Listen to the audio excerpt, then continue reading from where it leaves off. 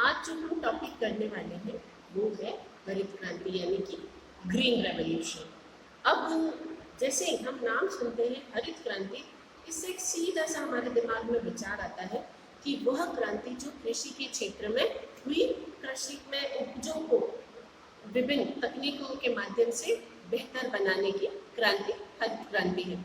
अब ये तो एक सिंपल सी परिभाषा है जो हम जनरली आम भाषा में हम बोलते हैं, लेकिन आपको किस तरह के प्रश्न मिल सकते हैं शॉर्ट आंसर में, एक या दो लाइन वाले में, कि हरित क्रांति से क्या आशय है, हरित क्रांति का अभिप्राय क्या है, हरित क्रांति से आप क्या समझते हैं, हरित क्रांति को परिभाषित कीजिए।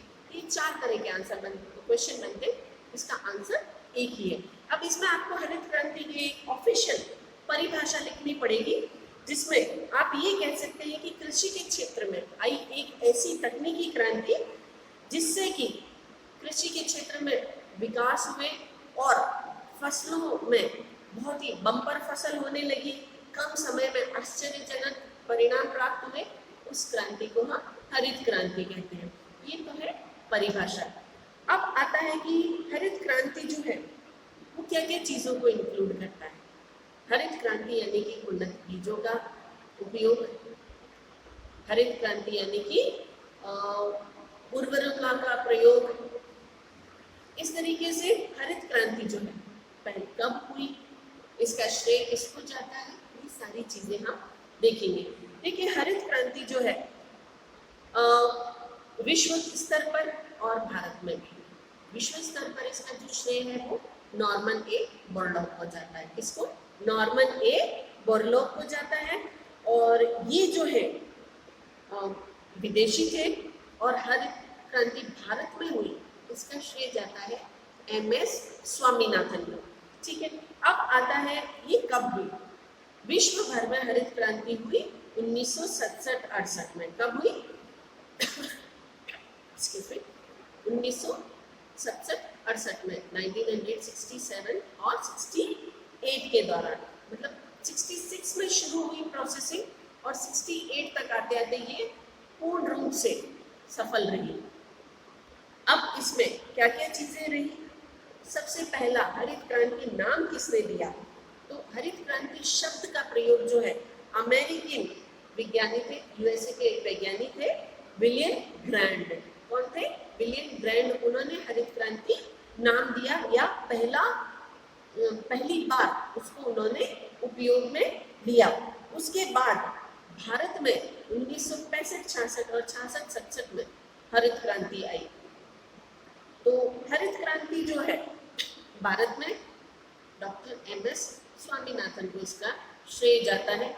उन्होंने भारत में हरित क्रांति लेके आए और नॉर्मन ए बोरलॉग जो है वो मैक्सिको के रहने वाले थे, उन्होंने वहां ये काम किया और वो हरित क्रांति कार्यक्रम के निदेशक थे मैक्सिको में, और उनको 1970 में इसके लिए नोबेल प्राइज भी दिया गया।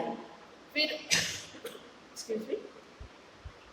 भारत में आजादी के पश्चात बहुत कोशिशें की गई कि हम कृषि के क्षेत्र में आत्मनिर्भर हो जाएं। ऐसा नहीं हो पाया।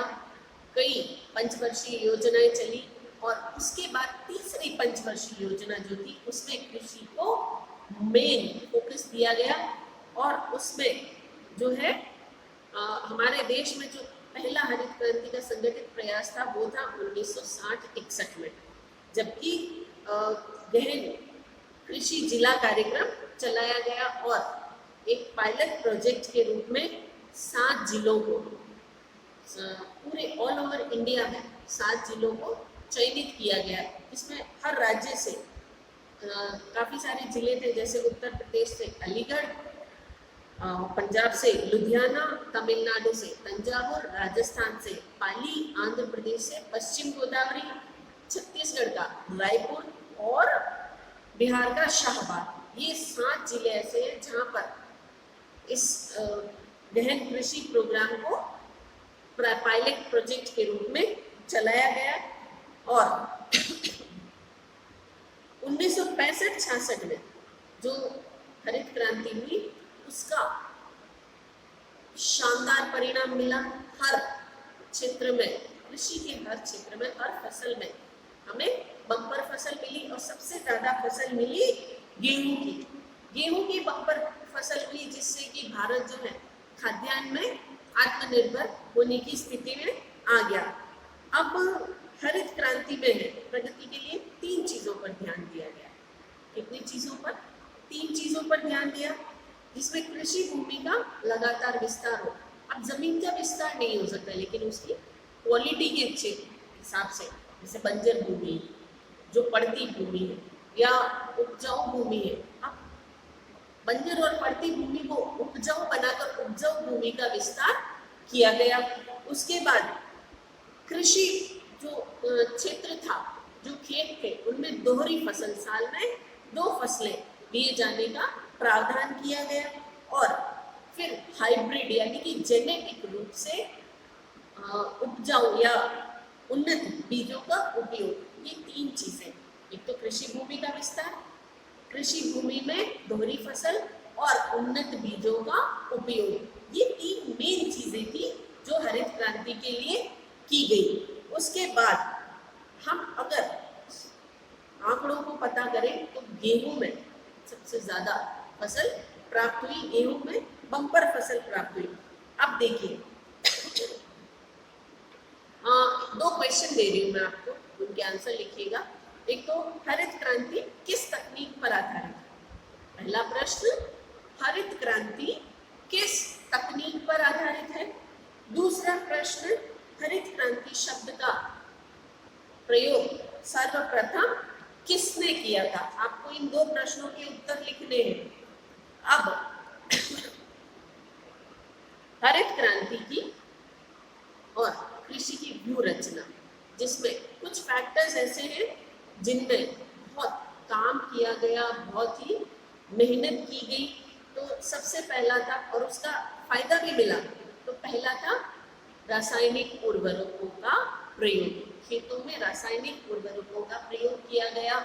यूरिया और कई तरह के रासायनिक उर्वरक जो थे वो उपयोग में किए जाने लगे, जिसकी वजह से जहां प्रति हेक्टेयर लगभग 1.9 किलोग्राम अनाज उगता था, वहां 100 की संख्या में अनाज उपजने लगा।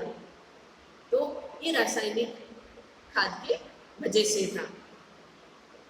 आज भी बहुत सारी ऐसी जगह है जहाँ हम रासायनिक खाद यूज नहीं होता है, पर भारत को खाद्यान्न के रूप में आत्मनिर्भर करने के लिए रासायनिक उर्वरकों का उपयोग सबसे इम्पोर्टेंट है। तो हमारा पहला टॉपिक क्या रहेगा, जहाँ आपको आंसर देना है। अगर आपसे प्रश्न पूछा जाए हरित क्रांति की व्यू रचना बताइए, तो पहला पॉइंट जो है वो आपको क्या लिखना है कि रासायनिक उर्वरकों के उपयोग में वृद्धि। उसके बाद है उन्नत और अधिक उपज देने वाले बीजों का उपयोग। क्या है? उन्नत एवं अधिक उपज देने वाले बीजों का प्रयोग। तो ऐसे बीज विकसित किए गए जिसमें कि कम बीजों में बम्पर फसल होने लगी, और जिससे कि क्या हुआ, एक बार खेत में अगर किसान को अच्छी फसल प्राप्त हो जाती है, एक फसल जैसे मान लीजिए गेहूं की फसल अच्छी हुई, वो दोबारा आप गेहूं नहीं लगाएगा, वो फिर दूसरी फसल उगाएगा ताकि उसको उस फसल का भी बम्पर फसल मिल सके। और इस सब के लिए उन्नत बीजों का प्रयोग किया गया, जो टेक्नोलॉजिकली बीज तैयार किए गए थे, उन सब का उपयोग किया गया। और ये बीज भारत के कृषि शोध संस्थानों और विश्वविद्यालयों में तैयार किए गए थे। इसके साथ ही सिंचाई व्यवस्था का विकास हुआ। पहले कुओं और तालाबों और मुख्य भाग में सिर्फ बारिश पर कृषि आधारित थी, तो अब वो प्लानिंग बनाई गई कि किस तरह से सिंचाई व्यवस्था की जाए, कहाँ से पानी लिया जाए, खेतों तक कैसे पहुंचाया जाए, और खेतों में पूरी फसल तक पानी कैसे पहुंचाया जाए, इस सब को इसमें इंक्लूड किया गया। बड़ी परियोजनाएं चलाई गई, मध्यम परियोजनाएं चलाई गई, और कुछ तो सिर्फ और सिर्फ कृषि के लिए पानी की व्यवस्था की परियोजनाएं चलाई गई, सिंचाई परियोजनाएं। फिर कुछ छोटे मोटे चीजें और थी, जैसे कि रासायनिक उर्वरकों का, कीटनाशकों का, उन्नत कृषि यंत्रों का उपयोग। ये सबसे इम्पोर्टेंट चीज है, उन्नत कृषि यंत्रों का उपयोग। जैसे पहले खेत जोतने के लिए हल का प्रयोग किया जाता था, वो बैल पर आधारित था। अब ट्रैक्टर का उपयोग किया जाने लगा। खेतों में से खरपतवार निकालने के लिए मशीनों का उपयोग किया जाने लगा, और हार्वेस्टर, थ्रेशर, बहुत सारे उपकरण है, जैसे ट्रैक्टर, थ्रेशर, हार्वेस्टर, स्प्रेयर दवाई छिड़कने के लिए, नलकूप, पंप, पंपिंग सेट। पहले तो बैल पे वो पानी निकाला जाता था, वो मोटर पंप लगाए गए, क्रेशर, ग्राइंडर, कटाई के लिए मशीनें, ये सब उन्नत मशीनें उपयोग में की जाने लगी। फिर पौध संरक्षण। देखिए पौध यानी कि जब उपज बीज से पौधा निकलता है, छोटा होता है, उसको जीव या कीड़े मकोड़े बहुत जल्दी खत्म कर देते हैं। तो इसके लिए सिर्फ फसल उगा देना काफी नहीं, इसके लिए कीटनाशकों का छिड़काव भी किया जाने लगा, ताकि जो कीड़े फसल को नष्ट करते हैं वो ना हो सके। और इसके लिए विभिन्न प्रकार के फसल के आधारित कि किस फसल को कौन सा कीड़ा नष्ट करता है, तो हर फसल के हिसाब से नए नए कीटनाशक तैयार किए गए और किसानों को इनकी ट्रेनिंग दी गई। फिर है बहुफसली कार्यक्रम, बहुत इम्पोर्टेंट है। बहुफसली कार्यक्रम कैसे कि एक खेत में एक वर्ष में सिर्फ एक ही फसल ना उगाई जाए, फसल चक्र चलाया जाए।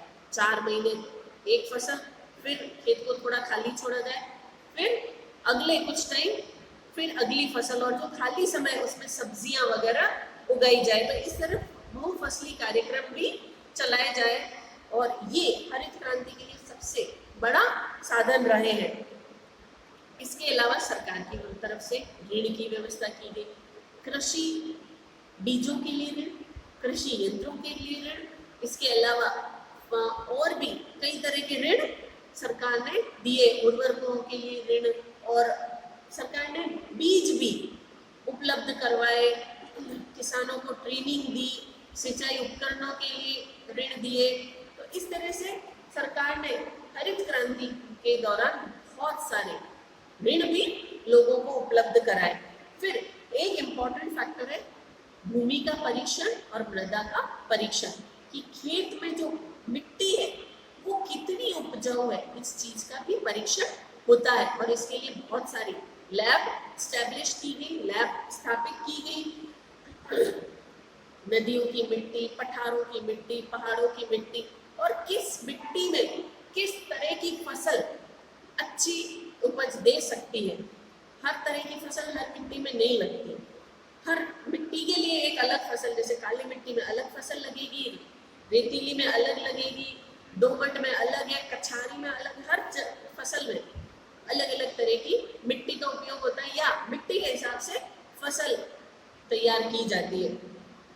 पर्वतीय क्षेत्रों की मिट्टी अलग होती है, तो वहाँ पर्वतीय क्षेत्रों में कैसी फसल उगाई जाए, ये सारे तरीके पता लगाए गए और मिट्टी का परीक्षण किया जाना शुरू किया गया। फिर है यातायात व्यवस्था। देखिए फसल उग जाती है तो क्या किसान खुद उस पूरे फसल का उपयोग करता है?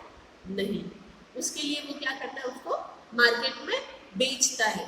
तो अब खेत से मार्केट तक का लंबा रास्ता कैसे तय किया जाए, उसके लिए यातायात के साधनों का उपयोग किया जाता है।